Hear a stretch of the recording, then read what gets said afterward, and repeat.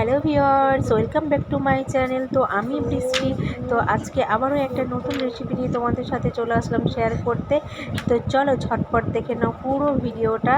তো কেউ স্কিপ করবে না, পুরোটা দেখবে।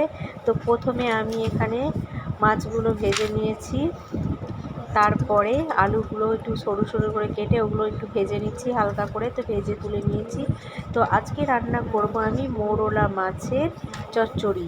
তো ওই তেলের মধ্যে দিয়ে দিলাম পেঁয়াজ কুচি।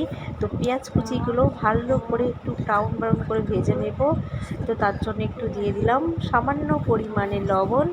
তো লবণটা দিয়ে আর নাড়াচাড়া করে একটুখানি পেঁয়াজগুলো ভেজে নেব। আর আমার রান্নাতে আমি কিন্তু সব কিছুই বেটে রান্না করি বাটা মশলাতে। তো আমি আজকেই করছি এখানে একটু আদা বাটা, একটু পেঁয়াজ বাটা, একটু রসুন বাটা নিয়েছি। তো এরকমভাবে করব। তো আরও অন্যরকমভাবেও করা যায়, তো আজকে এটাই করব। তো পেঁয়াজগুলো আর এখানে দেখো কেটে নিয়েছি কুচি কুচি করে বেগুন। পেঁয়াজটা ভাজা হয়ে গেছে।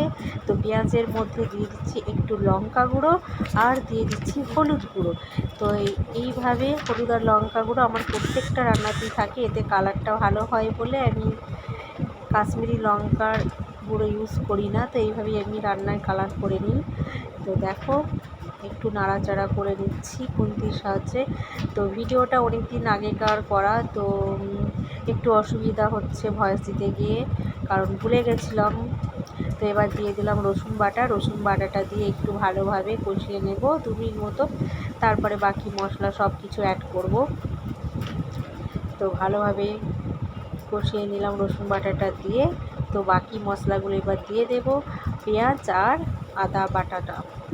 তো অল্প পরিমাণে 1 চামচ করে দিয়েছি। তো আবারও সব কিছু দিয়ে ভালোভাবে কষিয়ে নেব। তো দিয়ে দিচ্ছি জিরে ধনে গুঁড়ো, জলে গুলে রেখেছিলাম, তো ওটা দিয়ে দিলাম। তো দিয়ে আবারও ভালোভাবে কিছুক্ষণ কষিয়ে নেব। তো এবার দিয়ে দিলাম টমেটো কুচি আর দিয়ে দিচ্ছি সামান্য লবণ, পরিমাণ মতো দেখেই দিচ্ছি। তো টমেটোটা দেওয়ার পরে লবণটা দিলে টমেটোটা খুব ভালোভাবে গলে যায়, একদম মশলার সাথে মিশে যায়। তো এবার দিয়ে দিয়েছি মাছ, আলু, বেগুন সমস্ত কিছু দিয়ে আবারও ভালোভাবে সব কিছু মিশিয়ে কষিয়ে নেব একটু। তো বেগুনগুলো তো এখনকার খুবই এটা শীতকাল ছিল তখন, তো বেগুনগুলো ভীষণই নরম ছিল। তো বেগুনগুলো ওই জন্য আরও ভাজা দরকার নেই। তো দিয়ে দিলাম সামান্য পরিমাণে জল। তো জলটা দিয়ে আবারও কিছুক্ষণ ভালোভাবে কষিয়ে নেব। তো এরকম চুনো মাছের চচ্চড়ি বা ঝাল যেটাই বলো না কেন, তো গরম ভাত বলো আর জল ঢালা ভাত বলো, আমার কিন্তু দুটোতেই বেশ ভালো লাগে। কারণ এই চুনো মাছগুলো খেতে ভালো লাগে ঠিকই, কিন্তু একটাই সমস্যা হলো বাছা। তো আমি দিয়ে দিলাম 2টো কাঁচা লঙ্কা চেরা আর দিয়ে দিচ্ছি ধনে পাতা। তো এগুলো দিচ্ছি নামানোর শেষে, একদম মাছটা রেডি হয়ে গেছে। তো তার একটু আগেই এগুলো দিয়ে দিলাম, কারণ ধনে পাতার ফ্লেভারটা সবাই পছন্দ করে না। তো এই জন্য একটু আগে দিলাম যাতে গন্ধটা একটু কম থাকে, তো আমি পছন্দ করি।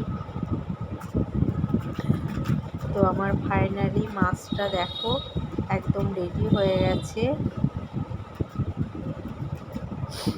তো আমি তো আজকে এরকমভাবেই করলাম। তো কেমন লাগলো সবাই কমেন্ট করে জানিও, আর ভালো লাগলে অবশ্যই একটা লাইক কমেন্ট শেয়ার করে দিও। তো ভিডিওটা এখানেই শেষ করছি। তো বন্ধুরা সবাই খুব ভালো থেকো, আবার নেক্সট কোনো ভিডিওতে দেখা হবে।